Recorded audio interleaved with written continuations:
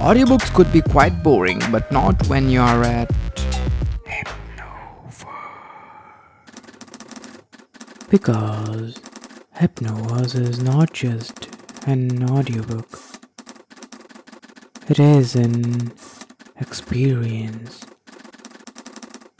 A promise to send you into a state of relaxed wisdom and bliss.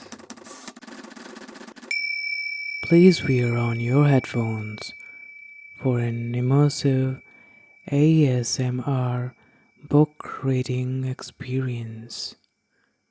Today, we are going to read The Fall of the House of Usher, Part 1. It was a dark and soundless day near the end of the year, and clouds were hanging low in the heavens. All day I had been riding on horseback through country with little life or beauty, and in the early evening I came within view of the house of Usher. I do not know how it was, but with my first sight of the building, a sense of heavy sadness filled my spirit. I looked at the scene before me, at the house itself, at the ground around it, at the cold stone walls of the building, at its empty eye-like windows, and at a few dead trees. I looked at the scene, I say, with a complete sadness of soul which was no healthy, earthly feeling. There was a coldness, a sickening of the heart, in which I could discover nothing to lighten the weight I felt. What was it? I asked myself. What was it that was so fearful, so frightening in my view of the house of Usher? This was a question to which I could find no answer. I stopped my horse beside the building, on the edge of a dark and quiet lake. There, I could see reflected in the water a clear picture of the dead trees, and of the house and its empty eye-like windows. I was now going to spend several weeks in this house of sadness, this house of gloom. Its owner was named Roderick Usher. We had been friends when we were boys, but many years had passed since our last meeting.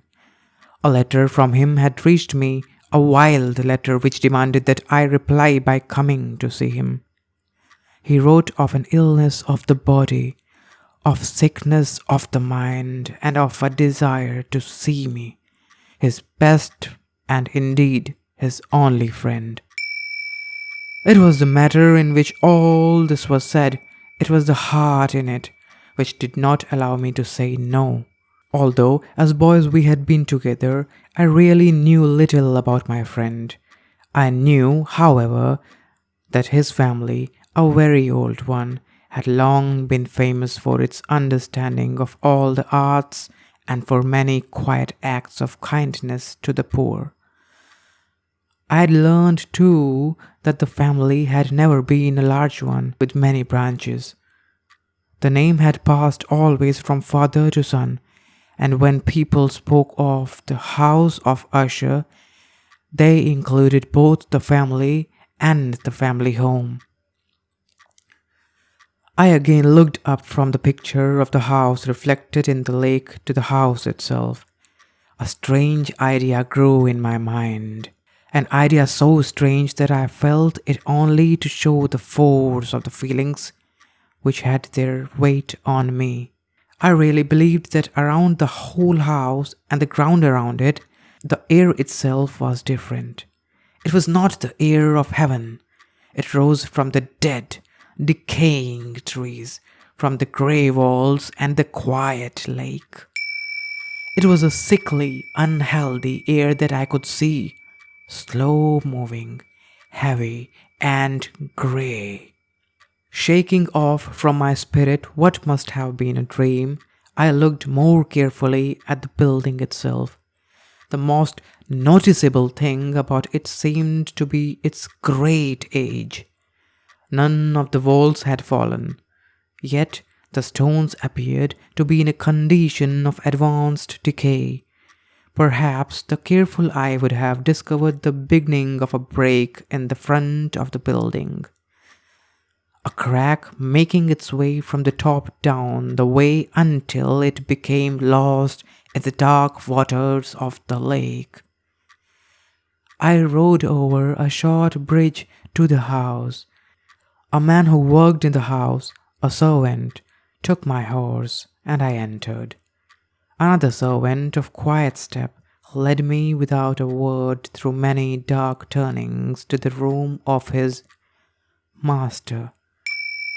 Much that I met on the way added, I do not know how, to the strangeness of which I have already spoken.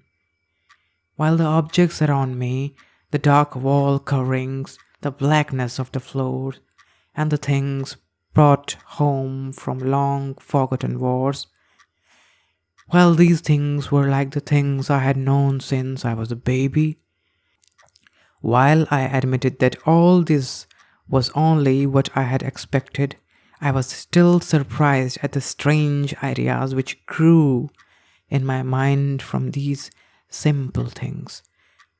The room I came into was very large and high.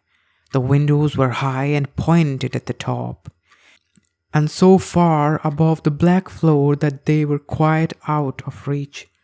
Only a little light, red in color, made its way through the glass and served to lighten the nearer and larger objects.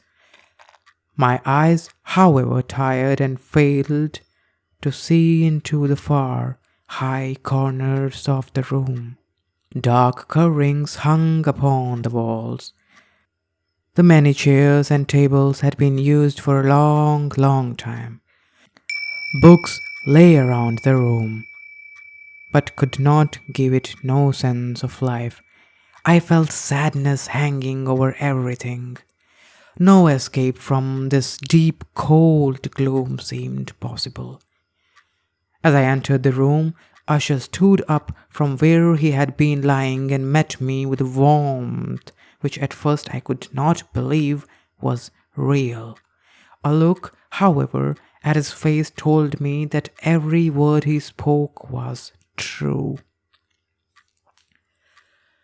We sat down, and for some moments, while he said nothing, I looked at him with a feeling of sad surprise. Surely no man had ever before changed as Roderick Usher had. Could this be the friend of my early years? It is true that his face had always been unusual. He had grey-white skin, eyes large and full of light, lips not bright in color, but of a beautiful shape, a well-shaped nose, hair of great softness, a face that was not easy to forget. And now the increase in this strangeness of his face had caused so great a change that I almost did not know him. The horrible white of his skin and the strange light in his eyes surprised me and even made me afraid. His hair had been allowed to grow, and in its softness it did not fall around his face, but seemed to lie upon the air. I could not, even with an effort, see in my friend the appearance of a simple human being. In his manner I saw at once changes came and went, and I soon found that this resulted from his attempt to quiet a very great nervousness. I had indeed been prepared for something like this, partly by his letter and partly by remembering him as a boy. His actions were first too quick and then too quiet. Sometimes his voice, slow and trembling with fear, quickly changed to a strong, heavy, carefully spaced, to perfectly controlled manner. It was in this manner that he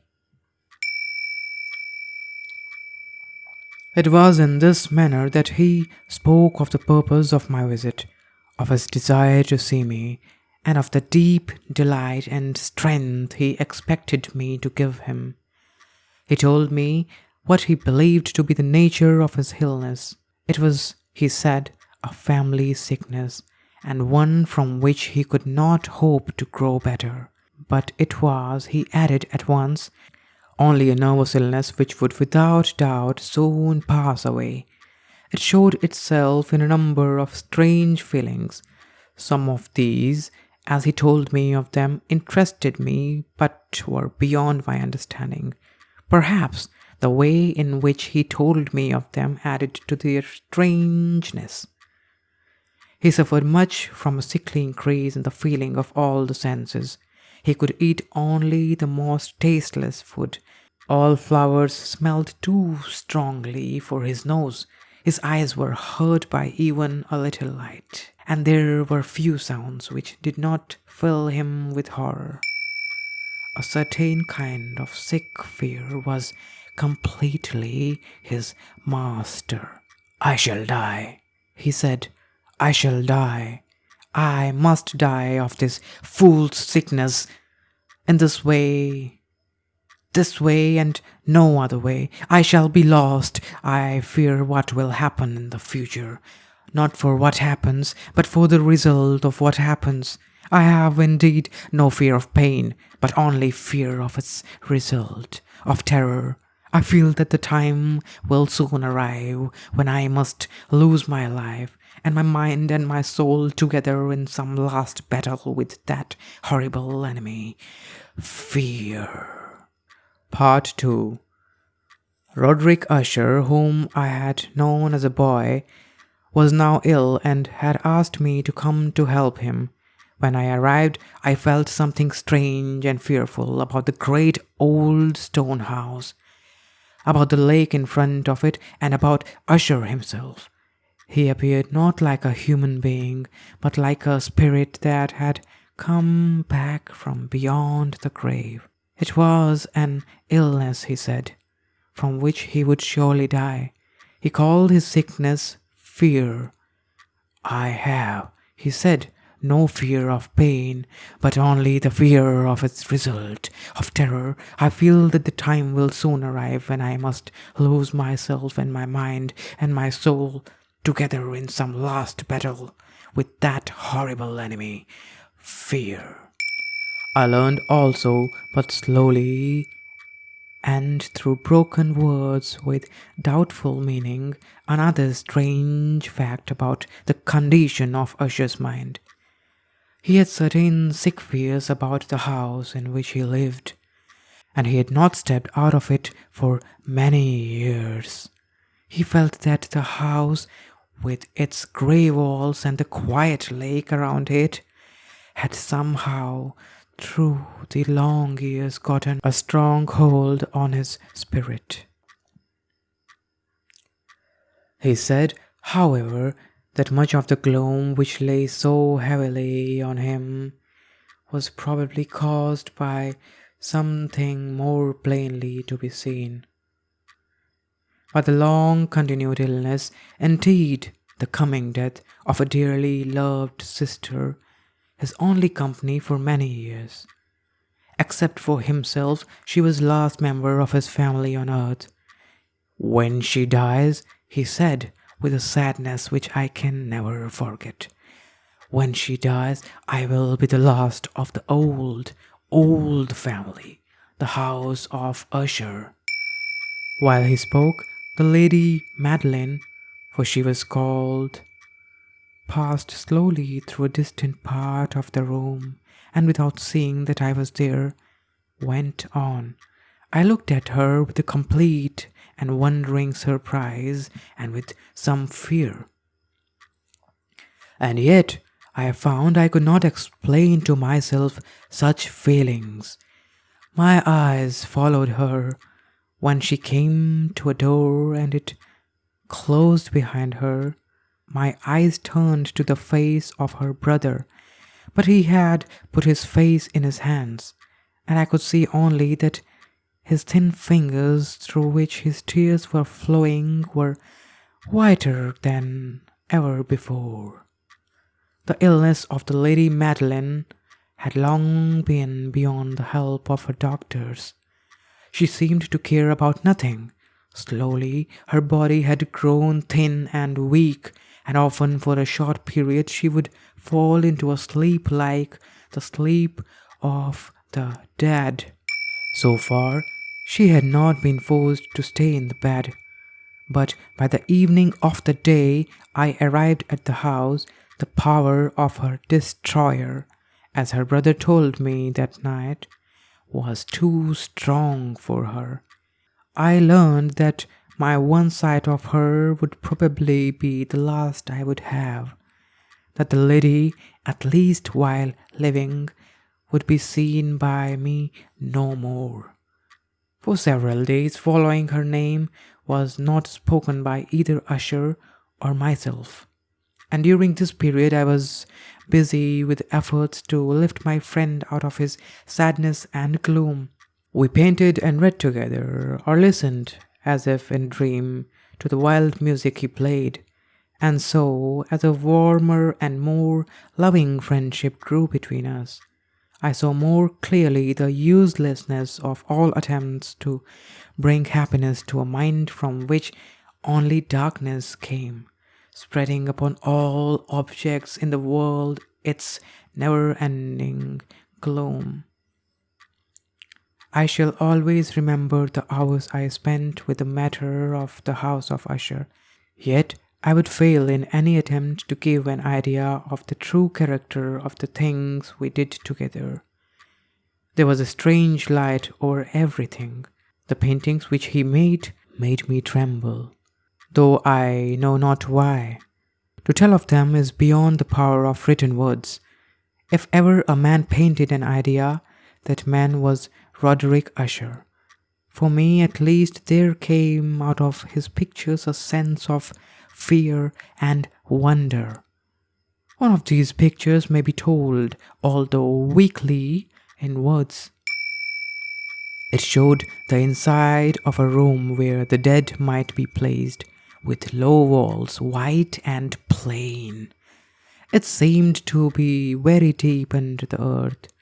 There was no door, no window, and no light or fire burned, yet a river of light flowed through it, filling it with a horrible, ghastly brightness. I have spoken of that sickly condition of the sense, which made most music painful for Usher to hear. The notes he could listen to with pleasure were very few. It was this fact, perhaps, that made the music he played so different from most music. But the wild beauty of his playing could not be explained. The words of one of his songs, called "The Haunted Palace," I have easily remembered. In it I thought I saw, and for the first time, that Usher knew very well that his mind was weakening.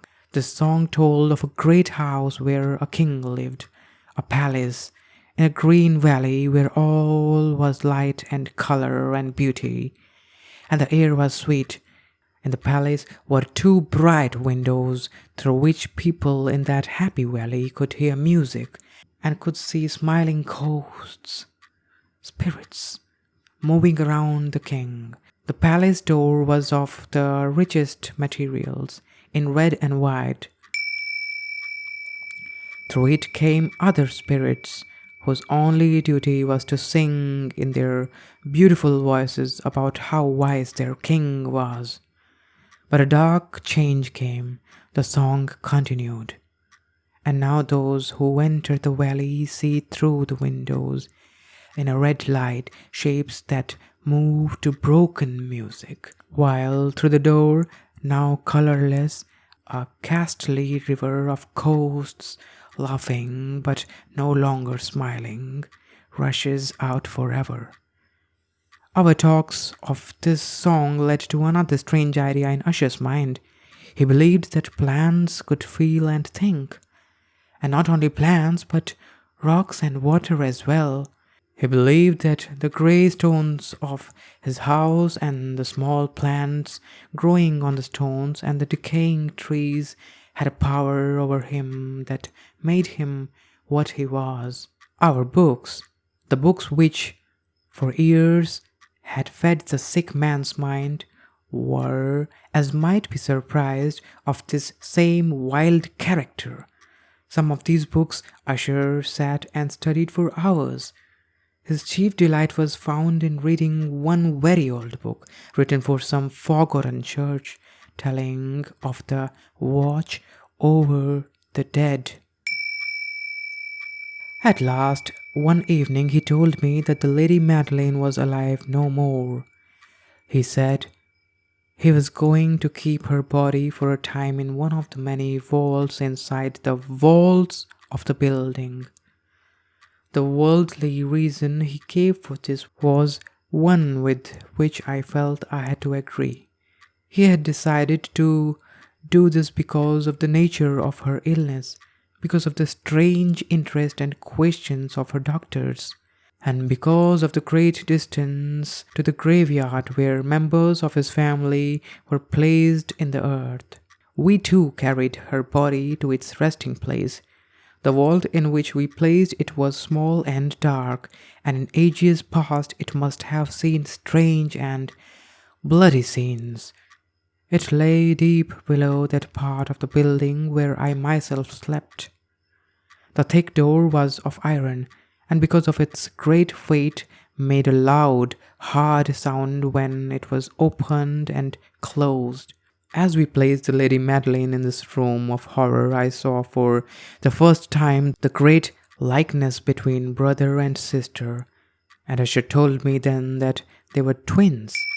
They had been born on the same day. For that reason, the understanding between them had always been great, and the tie that held them together very strong. We looked down at the dead face one last time, and I was filled with wonder. As she lay there, the Lady Madeleine looked not dead, but asleep, still soft and warm, though to the touch cold as the stones around us. Part 3. I was visiting an old friend of mine, Roderick Usher, in his old stone house, his palace, where a feeling of death hung on the air. I saw how fear was pressing on his heart and mind. Now his only sister, the Lady Madeleine, had died, and we had put her body in its resting place, in a room inside the cold walls of the palace, a damp, dark vault, a fearful place. As we looked down upon her face, I saw that there was a strong likeness between the two. Indeed, said Usher, we were born on the same day, and the tie between us has always been strong. We did not long look down at her, for fear and wonder filled our hearts. There was still a little color in her face, and there seemed to be a smile on her lips. We closed the heavy iron door and returned to a room above, which were hardly less gloomy than the vault. And now a change came in the sickness of my friend's mind. He went from room to room with a hurried step. His face was, if possible, whiter and more ghastly than before, and the light in his eyes had gone. The trembling in his voice seemed to show the greatest fear. At times he sat looking at nothing for hours, as if listening to some sound I could not hear. I felt his condition, slowly but certainly, gaining power over me. I felt that his wild ideas were becoming fixed in my own mind. As I was going to bed late in the night of the 7th or 8th day after we placed the Lady Madeleine within the vault, I experienced the full power of such feelings. Sleep did not come, while the hours passed. My mind fought against the nervousness.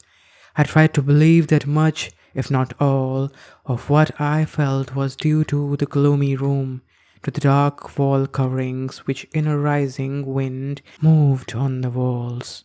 But my efforts were useless. A trembling I could not stop filled my body, and fear without reason caught my heart.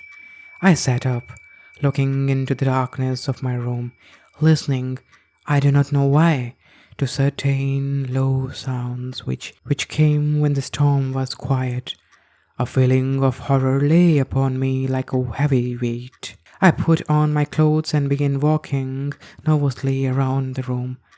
I had been walking for a very short time when I heard a light step coming toward my door. I knew it was Usher. In a moment I saw him at my door, as usual, very white, but there was a wild laugh in his eyes.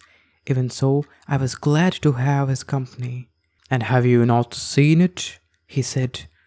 He hurried to one of the windows and opened it to the storm. The force of the entering wind nearly lifted us from our feet. It was indeed a stormy but beautiful night, and wildly strange. The heavy, low-hanging clouds, which seemed to press down upon the house, flew from all directions against each other, always returning and never passing away in the distance. With their great thickness they cut off all light from the moon and the stars.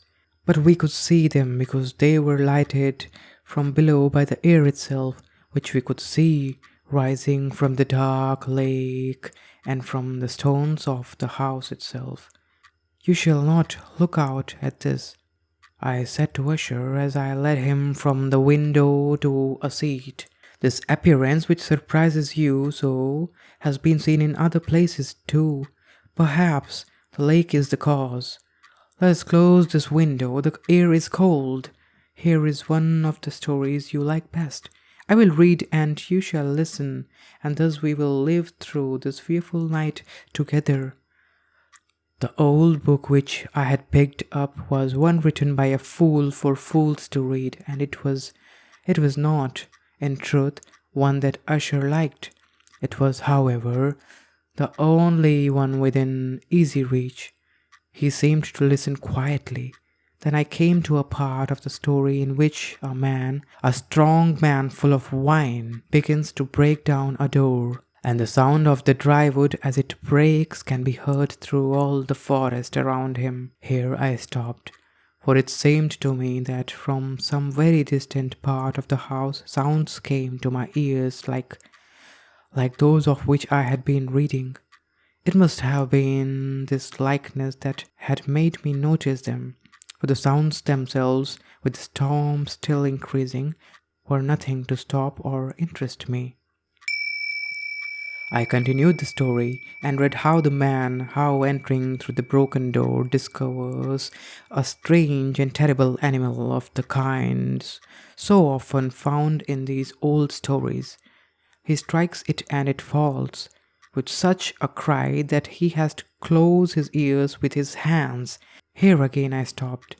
There could be no doubt this time I did hear a distant sound very much like the cry of the animal in the story.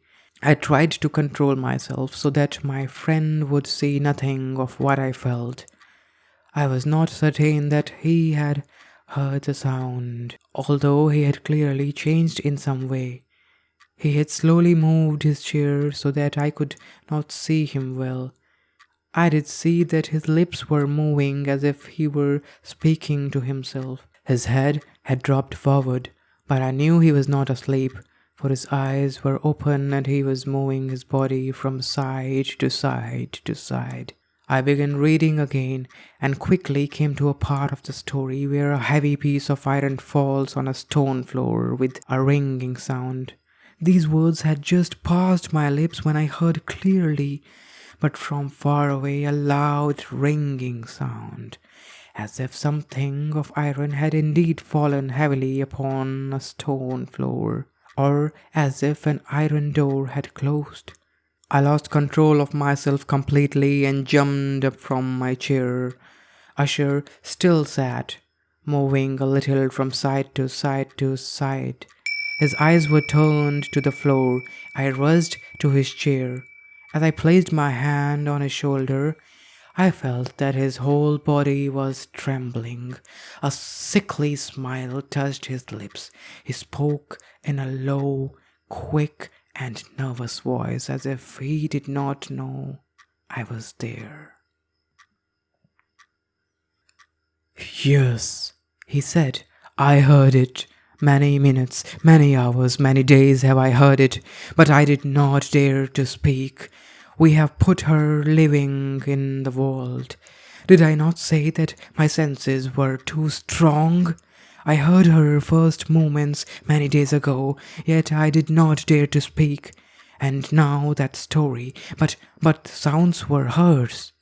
Oh, where shall I run? She is coming to ask why I put her there too soon. I hear her footsteps on the stairs. I hear the heavy beating of her heart." Here he jumped up and cried as if he were giving up his soul. "I tell you, she now stands at the door." The great door to which he was pointing now slowly opened. It was the work of the rushing wind, perhaps, but no. Outside that door a shape did stand, the tall figure, in his grave clothes of the old Lady Madeline of Usher. There was blood upon her white dress, and the signs of her terrible efforts to escape were upon every part of her thin form. For a moment she remained trembling at the door. Then, with a low cry, she fell heavily in upon her brother. In her pain, as she did at last, she carried him down with her, down to the floor. He too was dead, killed by his own fear. I rushed from the room. I rushed from the house. I ran. The storm was around me in all its strength. As I crossed the bridge, suddenly a wild light moved along the ground at my feet, and I turned to see where it could have come from. For only the great house and its darkness were behind me. The light was that of the full moon, of the blood-red moon, which was now shining through that break in the front wall, that crack which I thought I had seen when I first saw the palace. Then only a little crack. It now widened as I watched. A strong wind came rushing over me. The whole face of the moon appeared. I saw the great walls falling apart. There was a long and stormy shouting sound, and the deep black lake closed darkly over all that remained of the House of Usher. So, this was the fall of the House of Usher. I hope it gave you that sense of relaxation which I had promised you in the very beginning, and also a sense of creepiness, a sense of horror, a sense that you are indeed in the House of Usher.